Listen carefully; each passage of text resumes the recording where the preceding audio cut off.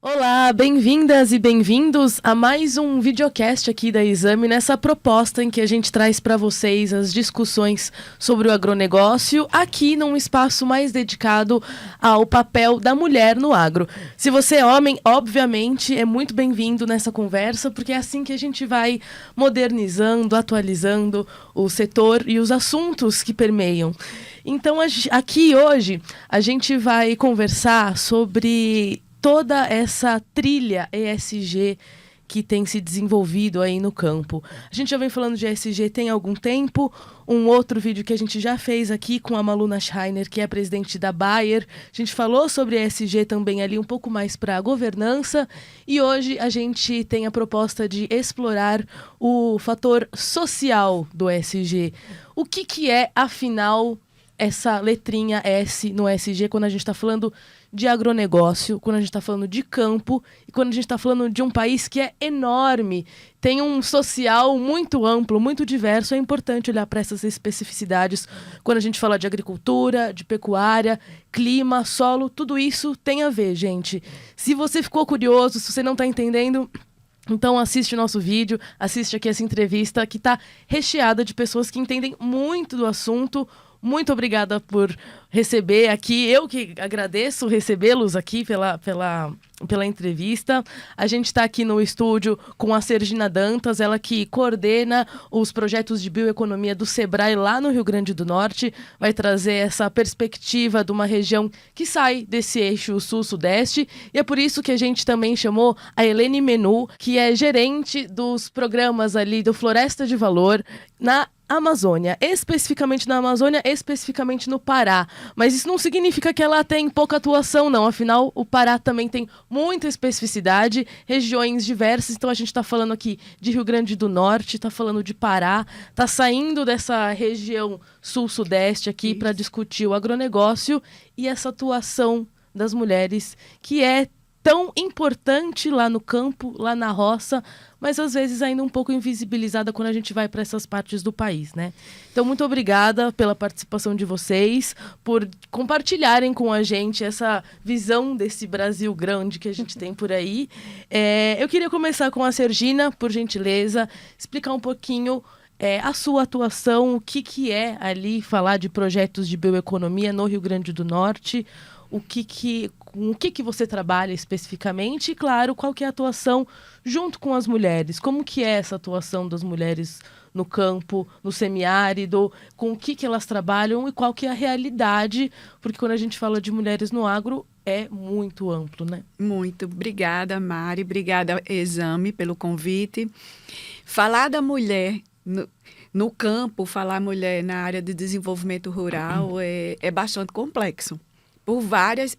Por inúmeras vertentes, né? A gente fala aí de um ambiente extremamente masculinizado, mas a presença da mulher ela é muito marcante no campo, cada vez mais. Então, hoje o Sebrae, com toda a sua capilaridade no Brasil todo, em diversos segmentos, comércio, indústria, serviço, a gente também atua no desenvolvimento rural no Brasil todo, né? Então, especificamente na região do Rio Grande do Norte, que é onde eu atuo, a gente tem uma presença muito grande com a agricultura familiar, né? Com a presença de mulheres que se dividem nas atividades domésticas e na roça, né? Isso precisa, a gente vinha falando anteriormente, cada vez mais o campo ele está envelhecido.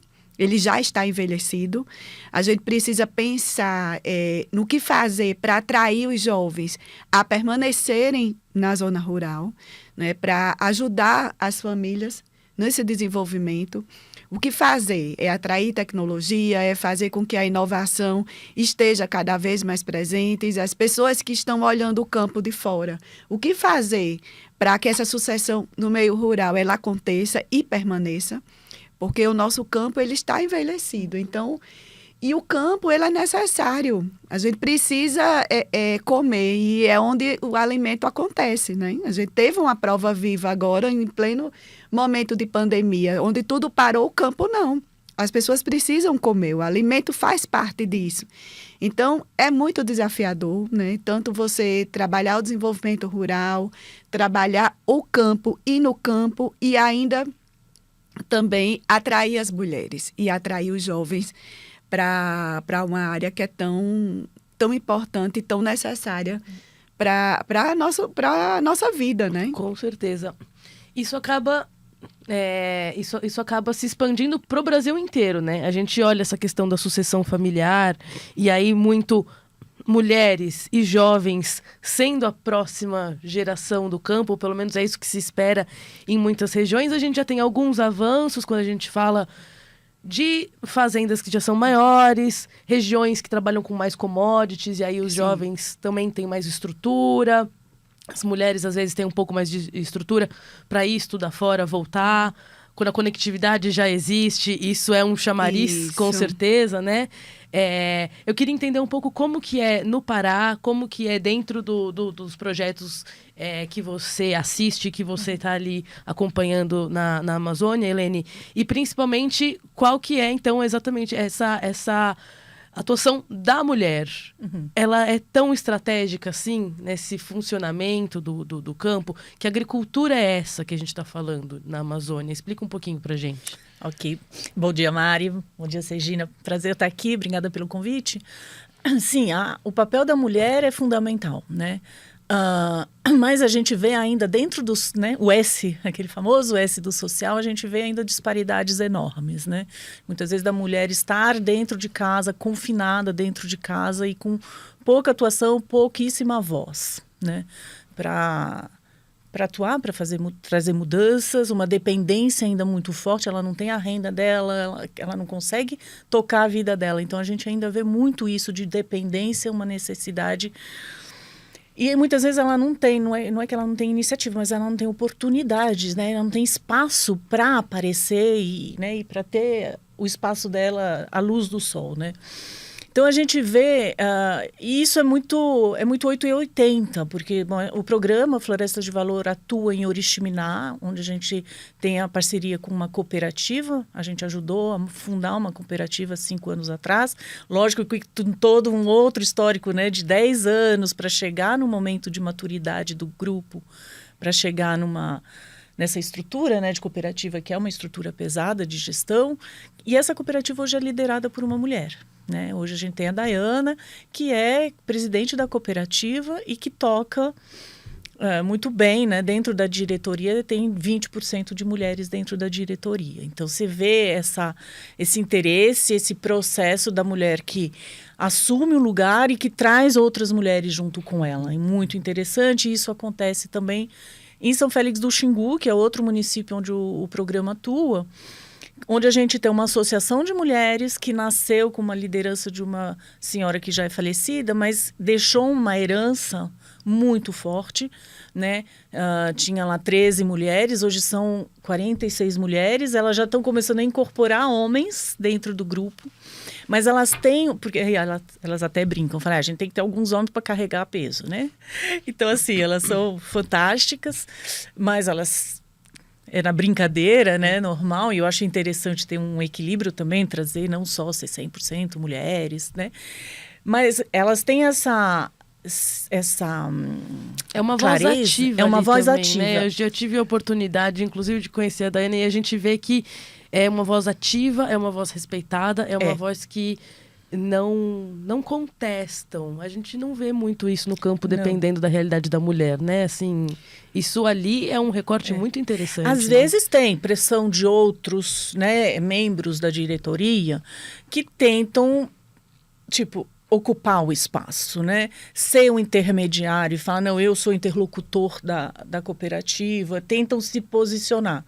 Mas aí tem que ser uma mulher forte que está no lugar, porque ela vai lá e fala, opa... É o protagonismo, né? Isso é forte, né? De não se apagar diante das situações e falar, gente, eu preciso saber, eu sou a líder desse negócio, eu sou a responsável por isso legalmente, então eu que tenho que saber. Então, isso ela faz muito bem. E lá no Sul, as mulheres, né? A Associação de Mulheres Produtoras de Polpa, que nasceram também pequenininhas e foram crescendo... elas também têm esse olhar, né, de falar, não, a gente precisa ter esse protagonismo, a gente precisa trazer outras mulheres para cá. E elas estão sempre prospectando, correndo atrás de mulheres que estão precisando de oportunidades para sair de casa, mulheres que querem fazer acontecer. E muito interessante, elas puxam tanto jovens, moças novas que estão interessadas, estudando e trazem para dentro, como pessoas, mulheres mais idosas, totalmente independentes de filhos e de marido. E essas mulheres que começam a sair de casa, sei lá, com 60, 65 anos, e que começam a desabrochar. Então, para elas é uma missão isso também, né? E preocupadas com essa entrada de homens, né, dentro da organização, que elas mesmas estão chamando, mas elas estão mudando o estatuto dela, de forma que a diretoria sempre seja 100% feminina. Olha só. Porque elas têm esse olhar também de, gente, a oportunidade, financiadores, parceiros, cada vez mais estão olhando para isso. A gente não pode perder essa nossa essência. E esse é o social que você, na ponta, né? Na assim, ponta. falando do social enquanto agregador de valor, de trazer mulheres, trazer jovens e trazer esse protagonismo para dentro dos fornecedores, para dentro às vezes, das megas, das multinacionais. E né? esse olhar deles, quando existe a presença feminina e de jovens, é um olhar diferenciado. Por exemplo, se você elabora um projeto para que seja submetido a uma grande organização, uma entidade parceira nacional e internacional, a presença da mulher e do jovem faz toda a diferença. Faz. Toda a diferença. Obviamente, tem a presença do agricultor, mas quando se tem um percentual, mesmo que mínimo, da mulher e do jovem, tenha certeza que esse projeto vai fazer toda a diferença. Inclusive na hora de ser apreciado por uma grande organização. Muito interessante, porque a gente está falando de novo, agregar valor, né? A mulher na organização, o jovem, claro, dentro ali do que cabe, né? Mas traz, agrega valor, traz essa pluralidade, né? Acho que a gestão no campo acho que tem ido muito para esse sentido, né? Isso. Eu queria entender, nessa linha, então, de criar-se uma cooperativa ou olhar para mulheres que estejam umas puxando as outras ali, o que a gente pode entender como a virada de chave? Assim, eu queria explorar um pouco, até para mulheres que estão nos assistindo e que talvez se sintam engajadas a ter uma independência financeira, né? Ou atuar na agricultura, por que não? Mas o que a gente poderia falar que é preciso? Além da coragem, além do, né, assim, desse ímpeto de realmente falar, vou fazer diferente e sou capaz, mas falando principalmente assim de Sebrae, talvez, né, a questão da gestão, o que ela precisa fazer? Uma produtora do Rio Grande do Norte que, enfim, quer dar um passo além na carreira, né? Você falou uma palavra-chave, #gestão. Né? É isso. Porque hoje o campo, ele, assim, há muitos anos o campo era uma extensão do seu lazer, né? Principalmente para quando a gente fala na classe média alta, o campo ele sempre foi visto como uma extensão do lazer. Vou passar o final de semana na minha fazenda, mas nunca, ou não nunca, que é muito pesado, mas assim, pouquíssimas vezes visto a sua propriedade rural como um negócio. Ele tem que ter produtividade. Então, a palavra gestão hoje, ela faz parte da agricultura familiar, ela faz parte do fazendeiro de final de semana, né? A palavra gestão hoje, ela é chave para que aquela propriedade ela seja produtiva, para que aquele produto, por mínimo que ele tenha sido beneficiado numa propriedade, um doce, a própria castanha, um suco, a polpa, ele passa por uma gestão até que o consumidor possa comprar no supermercado. Então, isso é fundamental. Qual o papel do Sebrae? É levar a gestão para a propriedade rural. É fazer com que aquele produto que foi concebido desde a semente, a semente produzida até o produto final no supermercado. Então, é a gestão, é a governança, é o acesso a novos mercados, é a capacitação daquele produtor rural para que ele chegue a isso, ele entenda, ele saiba que a semente custou tanto até aquele produto que tem um valor agregado e que chegou a tanto no consumidor final. Então, a gente tem um papel muito importante disso, né? É valorizar aquilo que se produz no campo e valorizar o papel da agricultura familiar, do agricultor de pequeno e médio porte, enfim, para que as pessoas valorizem, né, cada vez mais o produto final, tenha um valor agregado, né, tenha o papel artesanal também, que é muito forte, né, nesses produtos, e cada vez mais a gente leve a rentabilidade também para o campo. É um papel assim fundamental e que as instituições precisam protagonizar, né, o seu papel. O agro, o rural, a roça, ela deixou de ser algo aquém. Hoje ela é muito mais além. E principalmente com inovação, com tecnologia, que cada vez mais tem chegado. Muito interessante, porque essa conversa não deixa de ser uma prova disso, assim, né? Falar da agricultura familiar, falar de pequenos, médios, falar de economia da floresta, olhando o profissional, né? Sim. A gestão, a estruturação, a cadeia, que muitas vezes, quanto menor ela for, ou mais longe ela estiver, mais desestruturada, né? Queria que você compartilhasse um pouco isso com a gente, Helene, dentro desse contexto ainda de como que também a gestão feminina pode fazer diferença nisso, porque muitas vezes existe um olhar holístico e um olhar de pessoas, né? Que realmente é a gestão da mulher que traz mais isso em voga, assim, né? Eu acho que é interessante a questão da gestão, né?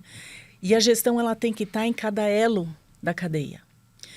E a gente tem que olhar muito o perfil, né? Então, qual o perfil das pessoas? Porque você tem uma pessoa que vai ter um perfil mais administrativo, tem uma pessoa que vai ter um perfil mais de ir para a floresta e coletar, tem uma outra pessoa que tem um olhar mais de logística, que vai gostar de ficar naqueles rio acima, rio abaixo.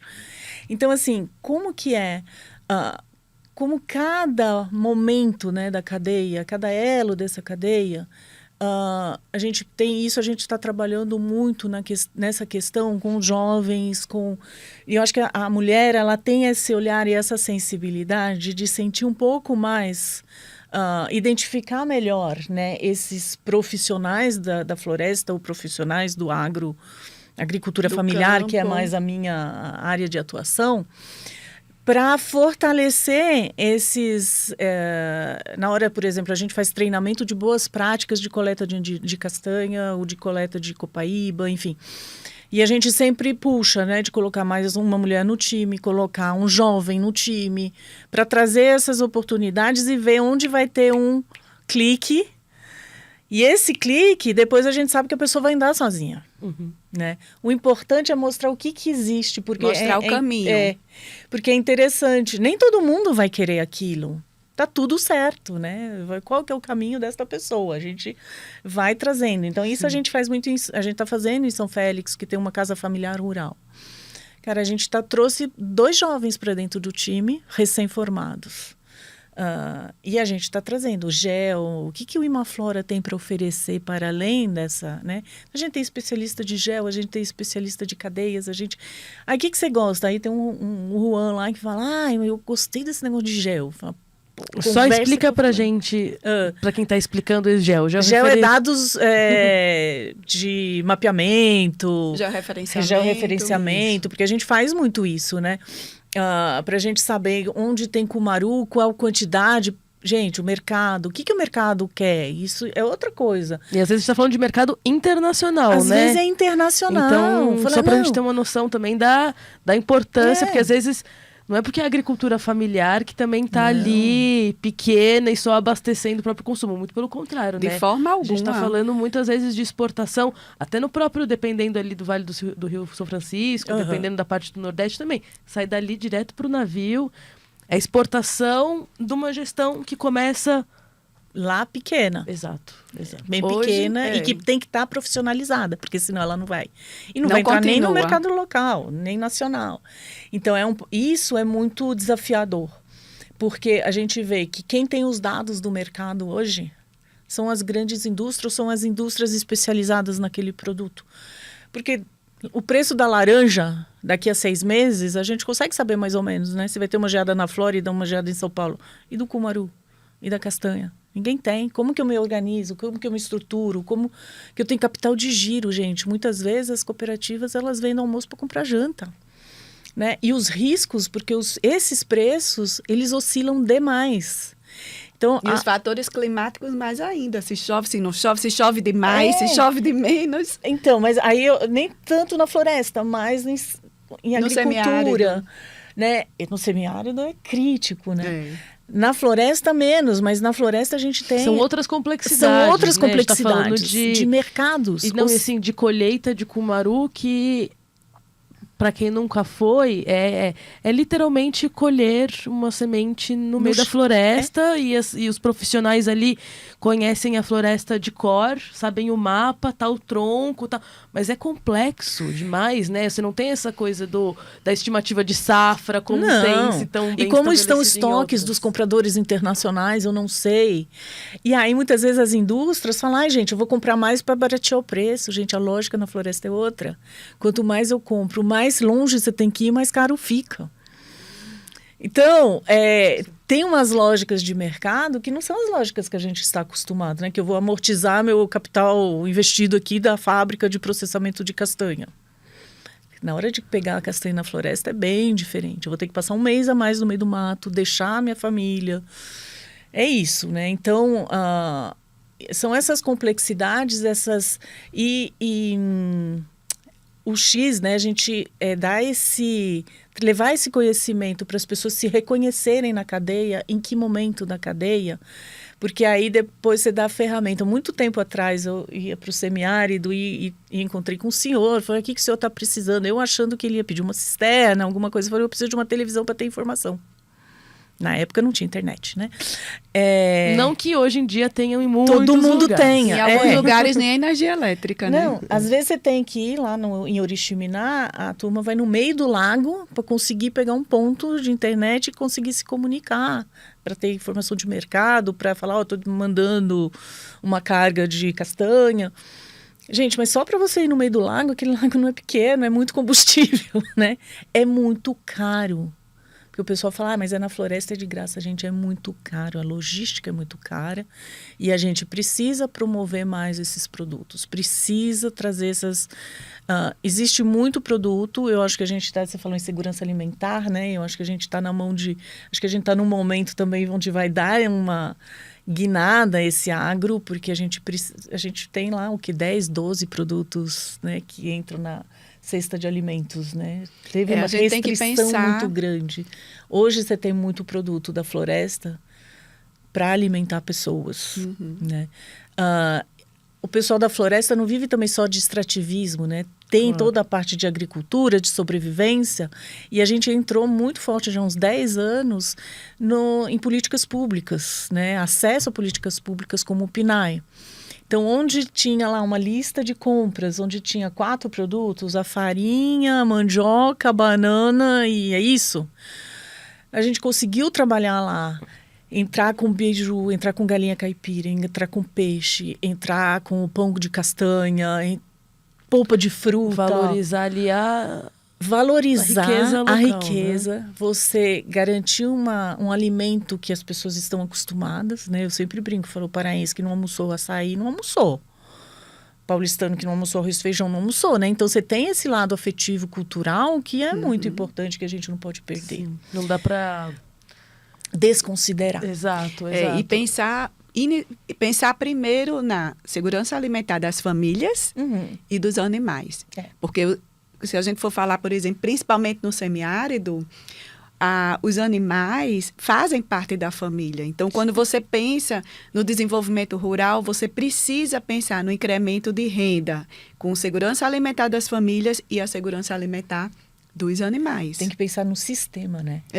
Cada vez mais. A cadeia produtiva hoje, ela engloba tudo isso, né? Quando a gente fala, por exemplo, da produção de algodão no semiárido, aquele caroço que vai ser germinado, aquela semente que está sendo germinada ali na produção do algodão, ela volta para o agricultor para o incremento da alimentação do rebanho.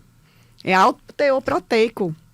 Né? Então, no que você beneficia o algodão, que vai virar uma camiseta depois, vai ser fiado, vai virar uma camiseta depois, aquele caroço que fez parte do algodão, depois que ele foi beneficiado, ele tem alto valor proteico e alto valor também monetário para aquela família da alimentação de rebanho. Então, é uma cadeia produtiva complexa, muito grande, né? Que ela precisa ser trabalhada, estratificada, pensada, não pensada sozinha, institucionalmente, mas com eles fazendo parte de meta, de agregação de valor, de necessidades. Você primeiro precisa entender o que é necessário para desenvolver aquela família, aquela região, para poder fazer parte.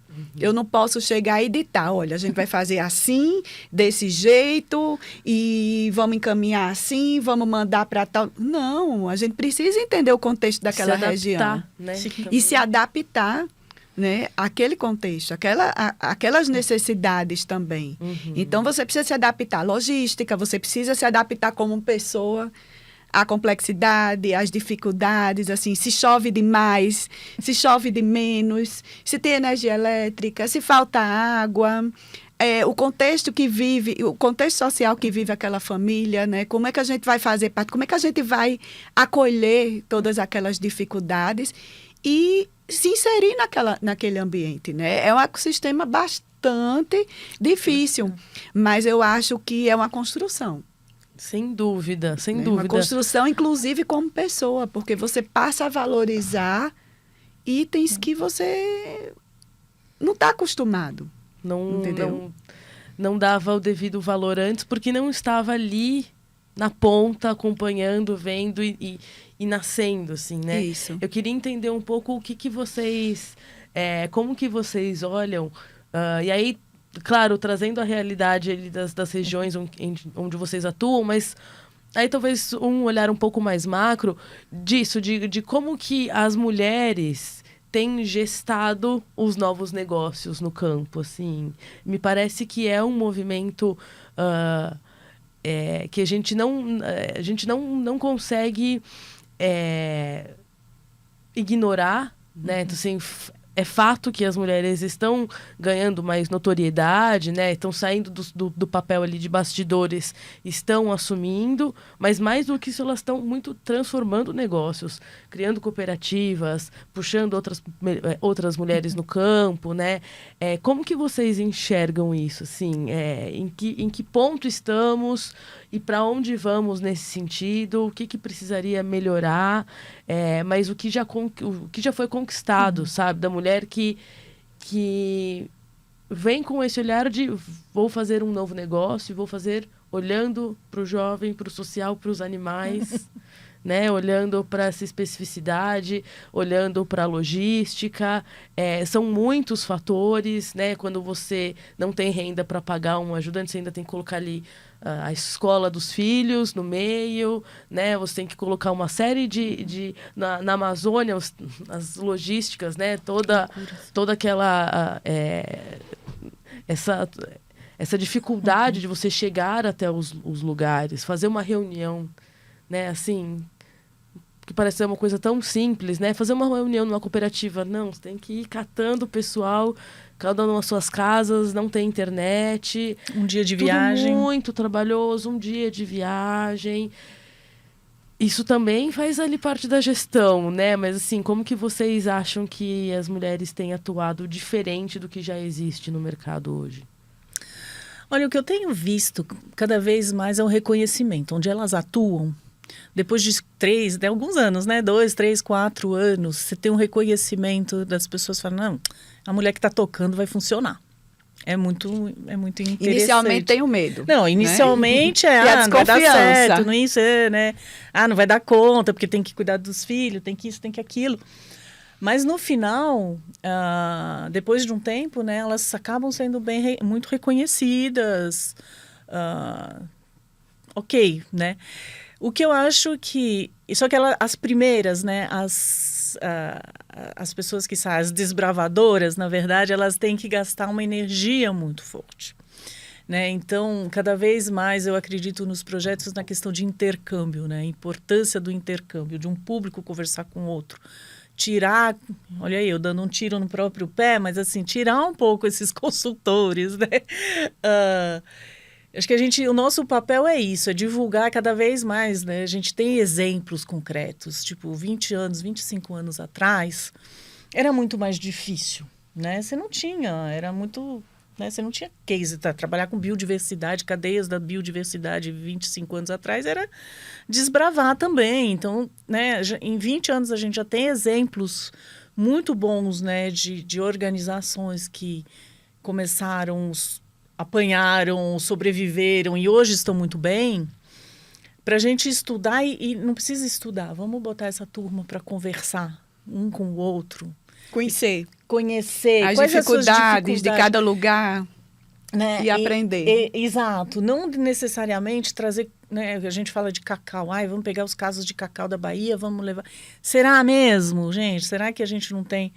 É legal ter inovação, entender, mas a gente tem que ter um olhar crítico também de adaptação. Então, eu acho que a gente está nesse processo de construção, muita coisa foi feita. A gente precisa agora aproveitar os cases de sucesso, divulgar mais, identificar os caminhos que funcionaram. E trocar experiência, eu acho. Trocar experiência e construir a partir dali, sabe? Isso. Tem um capital que está ali, tem um alicerce das pessoas que apanharam esses primeiros 20 anos aí de bioeconomia, né? Vamos chamar assim. Agora bora aprender com isso, vamos incentivar esses encontros, vamos promover esses encontros. Uma hora um vai na casa do outro, sabe? Troca.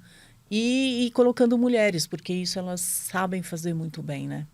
E elas gostam de compartilhar e elas têm a palavra mais fácil também, eu acho. Elas trocam, o homem acaba sendo mais fechado. A mulher, acho que ela vai mais ao essencial e ela troca bastante, ela integra mais, traz mais para dentro. Eu acho que o capital humano ele é muito rico.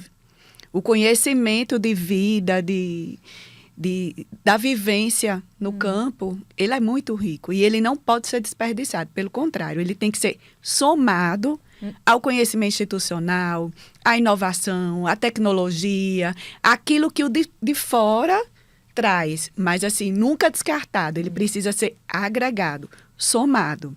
Porque você não pode chegar no campo e ditar. E apagar tudo apagar um passado que é construído. Entendeu? Não, você tem que somar, você tem que agregar e aprender com aquilo. Porque eu não posso levar só o meu conhecimento de escritório, o meu conhecimento de Sebrae e esquecer, gente, o capital humano que existe ali dentro. E muitas vezes a gente está falando também de gerações, né? Assim, de gerações, a neta, isso. A bisneta, a filha, enfim. Mas já existe também um passado que agregou-se valor, toda uma forma de fazer que se leva muito a sério. Você também colocar uma tecnologia ali, né? Falar, não, agora faz por aplicativo. Não, quebra a pessoa, né? E afasta. Então... Também, você percebe que também vai nessa linha essa gestão da mulher que consegue agregar, considerar, porque eu acho que é um pouco isso, né? Nem tão ao céu, nem tão... Não. Né? O papel da mulher, ela tem uma importância muito grande, porque, assim, ela agrega muito.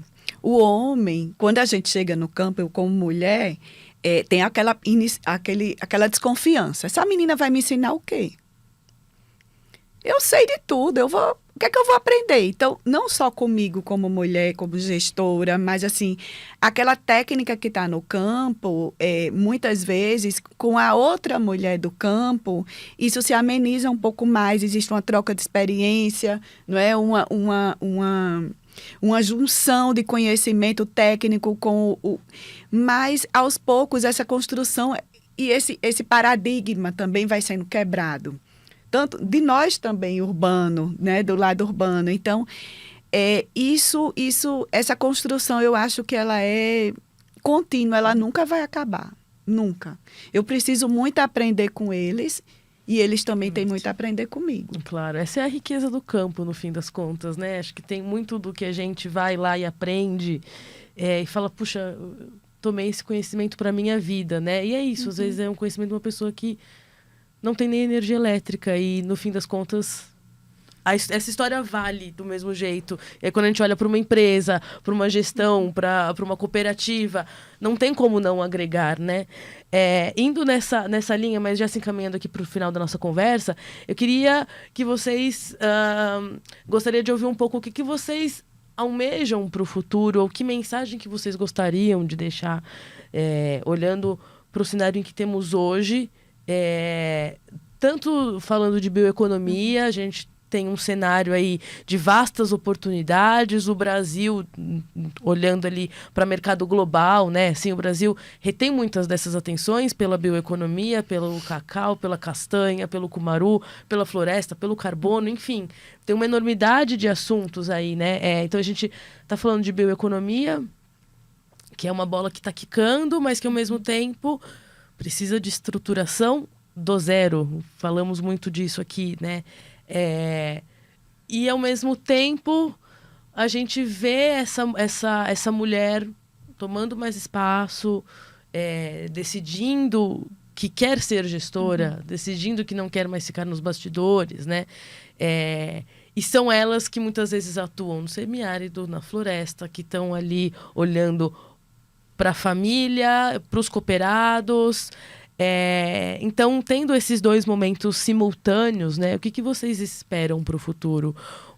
Para onde que a gente está indo nesse sentido? O que falta avançar mesmo, que é urgente, mas que outras coisas também que a gente pode falar, olha, melhoramos nesse sentido. Agora, a sucessão familiar, o pessoal que está mais jovem no campo precisa dar Eu acho que o caminho, ele nunca vai deixar de ser percorrido. E eu acho que os desafios, eles também jamais devem ser finalizados. Ele é instigante. Ele é instigante para a gente continuar trabalhando no campo, procurando novas alternativas. Só que a gente não pode perder também a essência, né? O protagonismo feminino, ele vai sempre existir, cada vez mais. A sucessão familiar é um grande desafio que a gente tem. O que fazer para que o jovem permaneça? Ele continua indo para a cidade, ele estude, mas o que ele está estudando, ele agregue para o campo.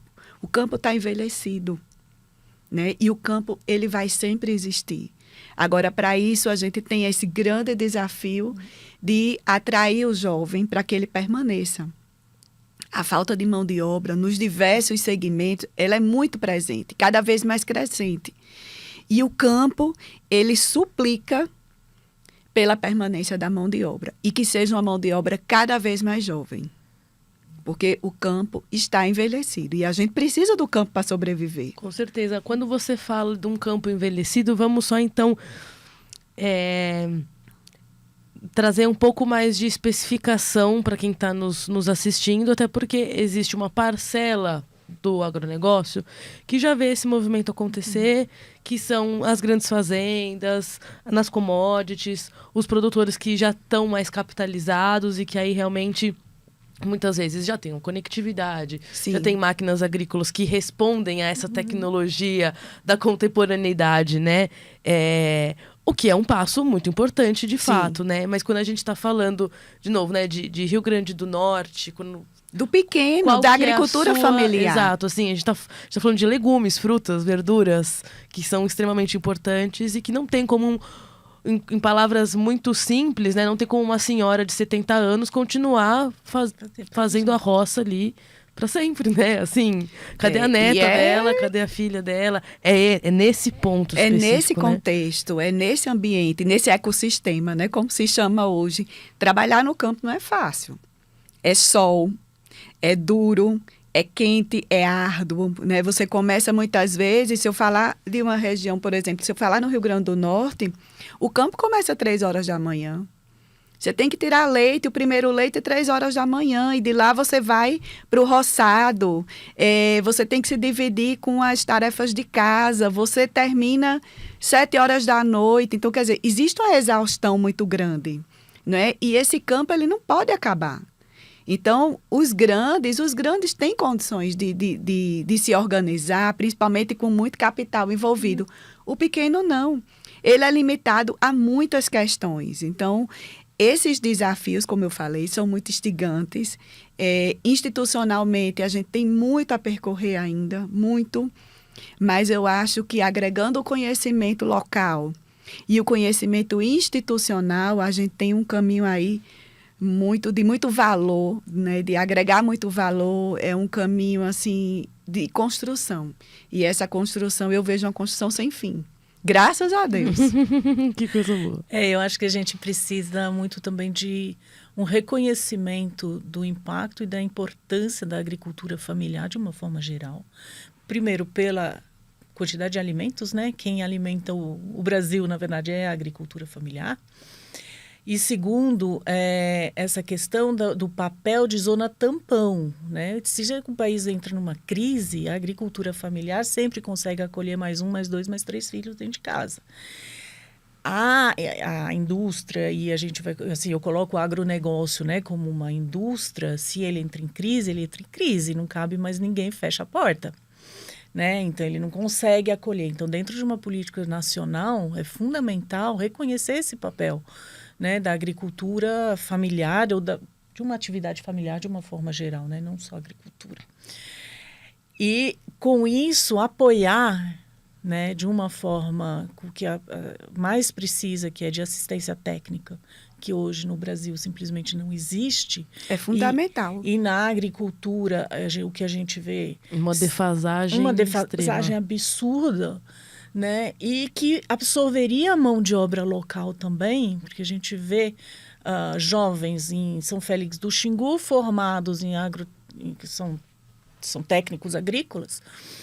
Eles não têm oportunidades enquanto o município está sedente por técnicos que ajude a fazer o CAR, fazer o PRADA, fazer não sei o quê, de forma que a gente possa acessar recursos para trazer que o recurso está lá, né? Para aprimorar. Só que as coisas não se conversam, sabe? Então, os jovens que estão lá se formaram, escolheram primeiro, lá atrás, escolheram ir para uma casa familiar rural para fazer técnico agrícola. Chega lá na ponta, existe uma demanda de profissionais, mas não existe caminhos para dar emprego e gerar renda para esse profissional que está formado. Então, acho que isso precisa ter, de fato, fundamental, poder ter uma assistência técnica local, com os técnicos que conhecem o território, conhecem as pessoas, então vão entrar na propriedade de uma forma muito mais tranquila. A mulher, nisso tudo, né? Ela é fundamental, porque é isso, ela faz parte do todo, né? Não dá para, numa propriedade, a gente falar, quanto que eu vou pagar? Uma coisa simples, né? Sei lá, vou pagar mais, vou remunerar mais o menino, o filho, o pai ou a mulher. Gente, se eu tirar o menino que está dando comida para galinha, por exemplo, fazendo um serviço mais simples, se o menino não estiver lá para fazer isso, quem vai ter que fazer? A mulher. Se a mulher não estiver, vai ser o marido. Então, desequilibra o sistema. Então, a gente tem que olhar para esse sistema como um todo. Qual que é o papel da mulher nisso, né? Nessas propriedades? E hoje, se a gente olhar, hoje ela faz de tudo. Inclusive, muitas cuidam da própria, como você tinha mencionado, o Penai, né? Muitas olham, como ali no caso da região de Oriximiná, né? Olham a fruta, porque olham a polpa, porque olham, na verdade, a merenda escolar e o que o filho está comendo. Exatamente. Né? E aí vão brigar pela industrialização, pela fábrica. Beneficiamento, para poder conservar, para poder acessar e poder levar, em vez de levar um suco 100% natural. Ele está levando um suco, exatamente, né? Uma polpa natural, rica, que vai alimentar, substituindo um alimento 100% industrializado e 100% químico, né? Que não alimenta. E verdade, que não é culturalmente local, né, local, como a gente tinha falado. Exatamente. Interessante. Né? Então, e você está gerando riqueza, isso é um trabalho que a gente está fazendo em São Félix, de diagnóstico, falar quanto o município tem de recurso para merenda escolar. A gente sabe que o PNAE é 30%, mas... Então, 70% é comprado fora. E quando é orgânico, esse percentual ainda é maior. Então, mas aí, o que eu consigo fazer? Em vez de 70%, eu consigo trazer de fora só 30%, inverter, e aí o recurso, o dinheiro todo, fica dentro do município, gera recurso, vai fazer girar a economia local, porque aí eu vou comprar mais enxada, vou comprar um freezer, vou comprar para, né, continuar abastecendo as escolas. Então, você está gerando isso que eu acho que a gente precisa cada vez mais parar de olhar de forma sistêmica, parar de olhar só, gerou tanto para o produtor. Ok, mas quais foram os desdobramentos em impostos, em geração de emprego para o local? No fim das contas, isso é o ESG, né? Bem equilibrado é o ESG. Como que eu olho de forma mais holística o papel de cada um. A mulher, com certeza, né, ela tem um papel fundamental dentro da casa, dentro da propriedade e até dentro do município, fazendo as escolhas de levar o filho para a escola X, Y, Z, né? E trazer oportunidades. E eu acho que isso hoje a gente não tá nada igualitário, entendeu? Hoje as commodities, elas são mais competitivas, mas é porque a gente esquece de agregar valor às coisas locais, às produções locais, às produções da floresta. Então, é um pouco nessa outra vertente que a gente tem agora, que é de PSA, né? Pagamento por serviços ambientais, olhar não só para carbono, olhar para água. Então, é complexo, gente. O negócio vai longe. A mulher olhando para todas as frentes da propriedade. E muito quando a gente vê resultado, é muito gratificante. Sabe, assim, eu tenho a oportunidade de acompanhar famílias há muito tempo. São muitos anos de campo. Então, quando você vê, por exemplo, eu tenho um caso de um menininho lá no sertão mesmo, que ele começou trabalhando com a mãe, trabalhando entre aspas, ajudando a mãe na horta de casa e estudando em escola técnica. Hoje, ele é assim, 19 anos, trabalhando em casa, à distância, para uma multinacional americana. Genial, né? Então, quando eu vejo isso, o resultado, sabe, assim, é tão emocionante que você não tem vontade de parar, você só tem vontade de somar, de estar ali dentro, de fazer parte cada vez mais, de compartilhar, de mostrar para o mundo. Porque hoje a gente tem a oportunidade de mostrar, de mostrar isso para o mundo inteiro. E esse mostrar faz com que as pessoas se reconheçam e vejam que tem oportunidade de ocupar aquele espaço. Cada vez mais o sentimento de pertencimento àquele local. E isso eu vejo muito, por exemplo, nas reuniões da Associação de Mulheres, né? Elas trazem os filhos, as filhas, fazem camiseta para crianças, né? Com a logomarca da AMPPF. Então, assim, isso tudo faz que, né, naquele progresso, né? Como que você vê onde a gente está e para onde a gente vai, eu acho que a gente caminhou muito e cada vez mais esses jovens, essas meninas, elas estão vendo que a avó ocupa um espaço, a mãe está ocupando o espaço, ela também vai ocupar esse espaço. Então, eu acho que estou bem otimista, na verdade. Excelente. Vamos acompanhar, essa que é a questão, né? A gente vai continuar acompanhando, aí a gente conversa lá na frente para falar sobre os novos avanços. Muito obrigada, Sergina, Helene. A gente conversou aqui um pouquinho sobre esse universo de ESG, bioeconomia, mulheres importantes, fazendo um papel social aí para agregar ao ESG, fazer com que o ESG saia só de uma simples sigla e vire um significado de verdade no campo. Para você conhecer outras histórias sobre o agronegócio, sobre produtoras rurais, fica aqui o convite para você acompanhar a Exame Agro no site, na revista, assinar nossa newsletter, e eu agradeço muito o compartilhamento de histórias, foi muito rico, muito obrigada, e que mais dessas mulheres venham, apareçam e sentem aqui para conversar com a gente também. Eu agradeço imensamente o convite da Exame, de compartilhar aqui com a Helene, e poder levar um pouco do que a gente faz e acredita cada vez mais para o mundo. Ótimo. Obrigada demais, agradeço demais aí, acho que foi ótima troca, né? E é isso, cada vez mais vamos compartilhando. Quem sabe da próxima vez a gente põe uma mulher dessa da MPPF aqui para falar. É isso, né? O convite está feito. Muito obrigada para todos e todas que assistiram até agora. A gente se vê num outro vídeo da Exame. Até mais.